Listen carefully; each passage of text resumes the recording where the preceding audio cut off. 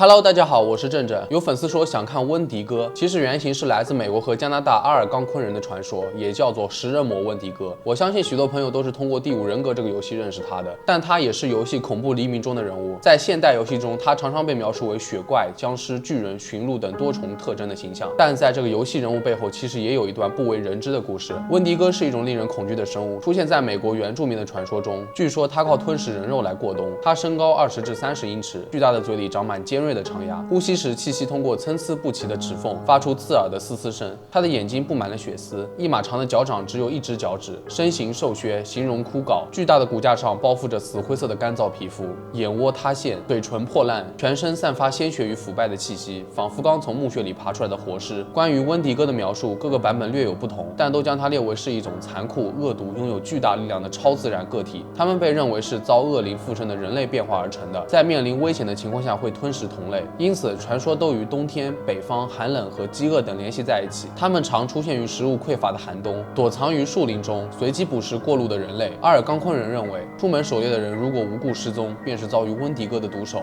过去这种情况常常发生在原住民被困冰雪覆盖的森林中，有时候被困好几天，任何幸存者都可能不得不食人肉求以生存。有些人认为，人的性格仍然存在于温迪哥体内，尤其是他的心脏，死亡是摆脱温迪哥的唯一途径。这个传说还有个争议是有关于温迪哥精神病。一些精神病医生认为，这是指由于传统与文化结合的紊乱，导致对吃人肉有强烈的欲望，最终成为食人魔的精神患者。阿尔冈昆人相信，这个病是食人魔温迪哥托梦或附身所造成的。巧合的是，这种精神病据说只发生在加拿大和美国五大湖周围的居民中，而且通常发生在寒冷的冬季，长期被大雪所覆盖的地区。最初的症状是食欲不振、呕吐和恶心，随后患者会产生被改造成温迪哥怪物的幻想，会看到周围越来越多的人可以被食用，同时他们特别害怕成为食人族。当一个人出现温迪哥精神病迹象的时候，最常见的反应是传统的本地治疗师进行治愈尝试。在过去的情况下，如果这些尝试都失败了，并且被管者开始威胁周围的人或采取暴力或反社会的行动，他们就会被处决了。关于这种精神病的报道可以追溯到数百年前，最臭名昭著的案件之一是威斯特富事件。他是一名美国的印第安人，他在1879年的冬天谋杀并吞噬了全家。威斯特夫患有温迪哥精神病，他的长子是第一个死于饥饿的人。